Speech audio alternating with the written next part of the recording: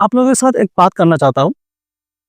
जैसे कि आप सभी लोगों को पता है राहुल गांधी जो एक ऑपोजिशन लीडर है, उन्होंने 7 अगस्त 2025 को महादेवपुरा में यानी कि कर्नाटक में एक कॉन्फ्रेंस रख के वहाँ पे वोट चोरी का स्कैम पकड़ा है। यानी कि वो सबूत दिखाया है कि वोट चोरी हुआ है और वहाँ पे allegation Election Commission of India के ऊपर लगाया गया है वोट चोरी का, धांधलेबाजी का। और राहुल जी का ये कहना है कि इलेक्शन कमीशन ने मदद किया है बीजेपी को जिताने के लिए और इतना तक भी कह दिया है कि इलेक्शन कमीशन की वजह से जो सपोर्ट किया है बीजेपी को, धांधलेबाजी किया है, इस वजह से आज इंडिया गठबंधन का सरकार नहीं है, बीजेपी का सरकार है। तो क्या सच क्या है या फिर ये एक पॉलिटिकल स्टंट है? तो इसी बात को चर्चा करने के लिए आपके सामने आया हूँ। बहुत दिनों के बाद आया हूँ, लेकिन मुझे लगता है ये ज़रूरी है कि इसके बारे में एक बार बात कर लेते हैं। सबसे पहले तो मैं एकदम क्लियरली एक बात का बोलना चाहता हूँ, ये मेरा ओपिनियन है। आप सभी लोगों को पता है राहुल गांधी जी को बहुत सारे लोग पप्पू बोलते हैं। आप लोगों को तो पता ही होगा।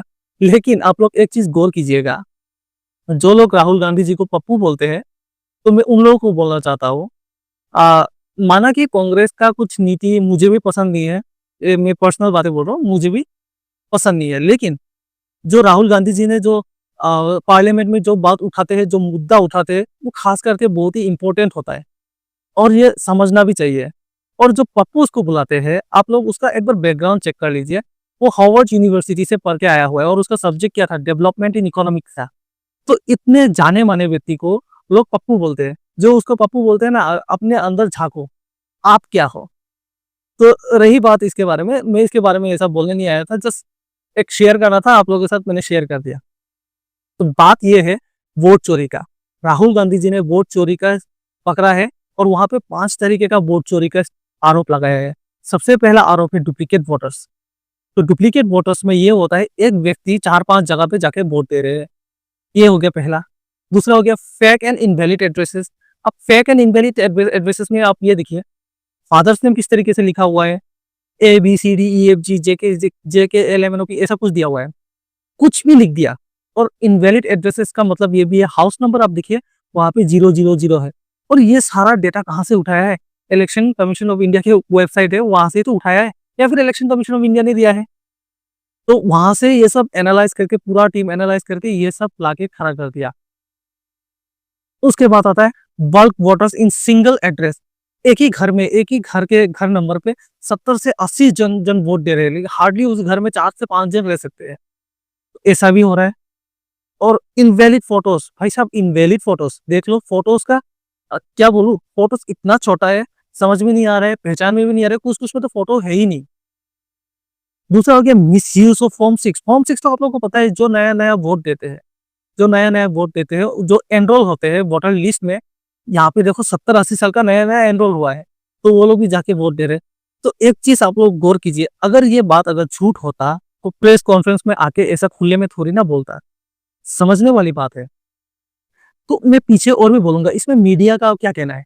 अभी यहाँ पे मीडिया का देखो किस तरीके से बात कर रहे हैं। आप ये क्लिप एक बार देख लो, अर्नब गोस्वामी भाई साहब का देख लो, किस तरीके से बीजेपी को डिफेंड कर रहा है, इलेक्शन कमीशन ऑफ इंडिया को डिफेंड कर रहा है। आप लोग ये देखो, राहुल गांधी जी को क्राई बेबी बोलते हैं, देख लो। That the real scam in the country is not the vote chori scam. The real scam in the country, ladies and gentlemen, is what I call the crybaby scam. When a bunch of crybabies come together under a chief crybaby and a senior crybaby and a junior crybaby, and the senior crybaby. Mr. Arnab Goswami sir, before raising any question to Rahul Gandhi or defending BJP or defending Election Commission of India, ask yourself, who are you? You are an media person. So you should ask questions to the ruling party who is running the whole India. यही तो है anchor का काम। आप लोग सरकार से सवाल कीजिए। सीधी तरीके से दिखाई दे रहा है, डिफेंड कर रहा है। आज का मीडिया देख लो, ऐसे ही गोदी मीडिया किसी को नहीं बोलते, सीधा जिस तरीके से डिफेंड कर रहे हैं आप देख ही रहे हो। डेमोक्रेसी का क्या बना, मजाक बना के रख दिया है। और ये जो एसआईआर का जो बात होता है, स्पेशल इंटेंसिव रिवीजन, ये एसआईआर में बहुत सारे डॉक्यूमेंट्स वेरीफाई करके आप लोगों का वोटर लिस्ट को क्लीन अप रखने के लिए एसआईआर किया गया है। तो एसआईआर करने के बाद बिहार में 65 लाख वोट्स कट चुके हैं। और ये एसआईआर ये फर्स्ट टाइम नहीं है, आप लोगों को समझना पड़ेगा, ये एसआईआर फर्स्ट टाइम नहीं है। 1952 में हुआ, 1956 में हुआ, 1961, 62, 1961, 65, 66, 1983 टू 84, 1987 टू 89, 1992 टू 93, 1995 को हुआ, 2002, 2003 में भी हुआ। तो ये एसआईआर कुछ नया नहीं है, लेकिन तब एसआईआर वेरीफाई करना बहुत आसान था, तब इतना डॉक्यूमेंट्स नहीं था। आज के ज़माने में डॉक्यूमेंट्स का बहुत महत्व हो गया है, डॉक्यूमेंट्स चाहिए होगा, बहुत स्ट्रिक्टली चेक होता है।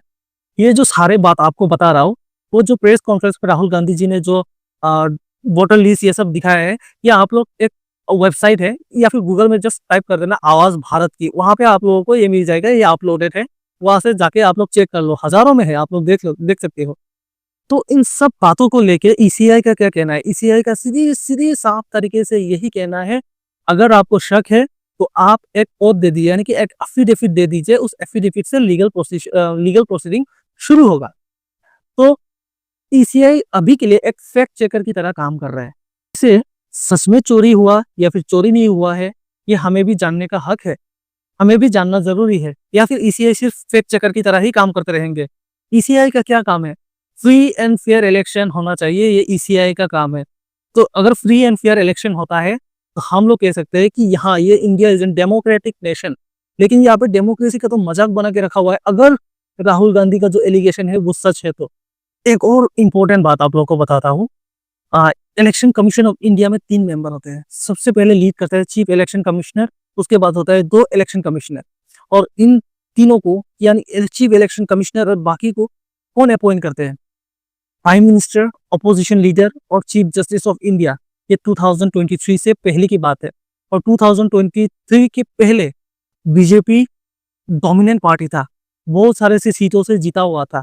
उसके बाद अरुण गोयल जी जो चीफ इलेक्शन कमिश्नर थे, 2024 से पहले 2024 लोकसभा इलेक्शन से पहले उन्होंने रिजाइन कर दिया था, और किसी को पता भी नहीं है उसका रीजन क्या है। उसके बाद एक बिल लेके आता है, और उस बिल में साफ तरीके से लिखा हुआ है चीफ इलेक्शन कमिश्नर को कौन अपॉइंट करेंगे। तो चीफ इलेक्शन कमिश्नर को अपॉइंट करने के लिए अभी जो चल रहा है वो है प्राइम मिनिस्टर, अपोजिशन लीडर और चीफ जस्टिस ऑफ इंडिया को हटा के बना दिया है यूनियन कैबिनेट मिनिस्टर। तो यूनियन कैबिनेट मिनिस्टर बीजेपी का ही तो है 2023 से पहले। तो साफ तरीके से समझ में आता है ईसीआई किसके लिए काम करेगा। बहुत ही कंट्रोवर्शियल बातें हैं ये सब। और चाहे मीडिया जिस तरीके से बात करे, किस तरीके से बात करे, राहुल गांधी जी को ऐसा दिखाए वैसा दिखाए, या फिर बीजेपी को ये दिखाए वो दिखाए, ऐसा कुछ भी हो, धंधलेबाजी तो हुआ है भाई साहब, लग ही रहा है और दिख भी रहा है, एकदम साफ है। तो इसमें इलेक्शन कमीशन ऑफ इंडिया का रिस्पॉन्स जरूरी है, लेकिन रिस्पॉन्स में क्या कर रहा है, आपको शक है कुछ है तो फिर आप एक ओथ दे दीजिए। हाँ, एक इंपॉर्टेंट बात है, इतने सारे जगहों में से राहुल गांधी जी ने कर्नाटक में ही क्यों चूज किया है? क्योंकि कर्नाटक में कांग्रेस का सरकार है।